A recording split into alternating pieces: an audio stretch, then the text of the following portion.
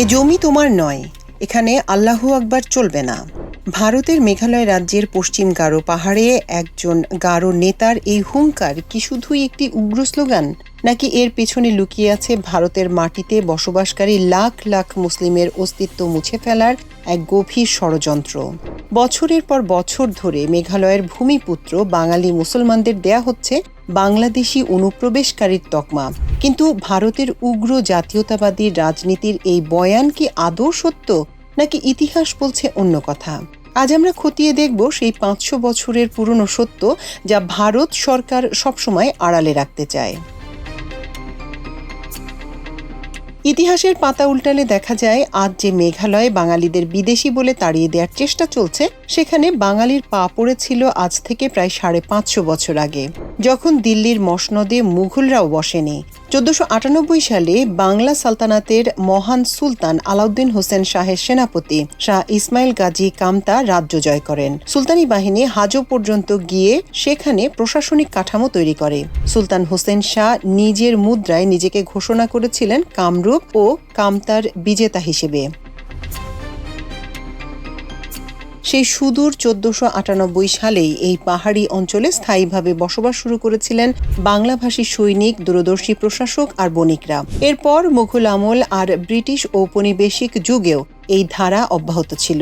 অর্থাৎ দিল্লির অনেক শাসকের পূর্বপুরুষরা যখন ভারতের মাটিতে পাও রাখেনি, তার আগে থেকেই মেঘালয়ের এই পাহাড়গুলোতে আজান ধ্বনিত হতো, বাঙালি মুসলমানরা সেখানে চাষাবাদ করত। তাহলে আজ কেন এই মুসলমানদের অনুপ্রবেশকারী বলে গালি দেয়া হচ্ছে? এর পেছনে রয়েছে ভারতের অভ্যন্তরীণ নোংরা ভোট ব্যাংক আর সাম্প্রদায়িক রাজনীতি।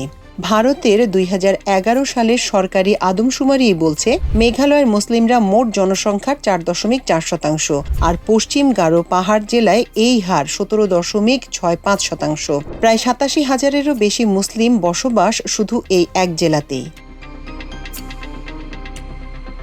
যেহেতু এই অঞ্চলের পশ্চিমে আসামের ধুবড়ী আর দক্ষিণে বাংলাদেশ সীমান্ত, তাই ভারতের কট্টরপন্থী উপজাতীয় সংগঠনগুলো এই ভৌগোলিক অবস্থানকে হাতিয়ার বানিয়েছে। কোনো প্রমাণ ছাড়াই স্রেফ মুসলিম হওয়ার অপরাধে এই প্রাচীন বাসিন্দাদের দেদারসে বাংলাদেশি বলে প্রচার করা হচ্ছে। অথচ সত্যটা হলো, এখানকার পাহাড় নদীতে মিশে আছে এই মুসলিমদেরই পূর্বপুরুষদের রক্ত, ঘাম। ভারত সরকার নিজস্ব নথিপত্রই কিন্তু উগ্রবাদীদের এই দাবিকে মিথ্যা প্রমাণ করে। মেঘালয়ে এই মুসলিম পরিবারগুলোর প্রত্যেকের রয়েছে বৈধ ভারতীয় ভোটার কার্ড আর আধার কার্ড। এরা ভারতের করদাতা নাগরিক। শুধু তাই নয়, মেঘালয়ের 60 আসনের বিধানসভায় এই পশ্চিম গারো পাহাড় থেকে 2 মুসলিম বিধায়ক বা এমএলএ নির্বাচিত হয়ে এসেছেন। এমনকি গারো হিলস জেলা পরিষদেও 2 বাঙালি মুসলিম কাউন্সিলর সগৌরবে প্রতিনিধিত্ব করছেন। মেঘালয় মোট উপজাতি জনগোষ্ঠীর 29%ই হল মুসলিম। তাহলে যাদের ভোটে বিধায়ক নির্বাচিত হয়, যারা ভারতের আইন মেনে ট্যাক্স দেয়, যাদের পকেটে ভারত সরকারের দেয়া নাগরিকত্বের পরিচয়পত্র রয়েছে, তাদের কোন সাহসে, কোন আইনের বলে বিদেশি বা অনুপ্রবেশকারী বলা হয়? উত্তরটা পরিষ্কার, এটি ভারতকে একটি নির্দিষ্ট সাম্প্রদায়িক রাষ্ট্রে পরিণত করার দীর্ঘমেয়াদী চক্রান্তের অংশ। 500 বছরের ইতিহাস, বৈধ নথিপত্র আর গণতান্ত্রিক অধিকার থাকার পরও মেঘালয়ের বাঙালি মুসলিমদের আজ প্রতিনিয়ত আতঙ্কে দিন কাটাতে হয়।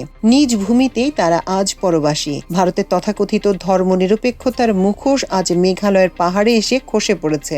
কতদিন এভাবে ইতিহাসের সত্যকে চাপা দিয়ে রাখবে? কতদিন বৈধ নাগরিকদের উপর চলবে এই মানসিক ও সামাজিক নিপীড়ন?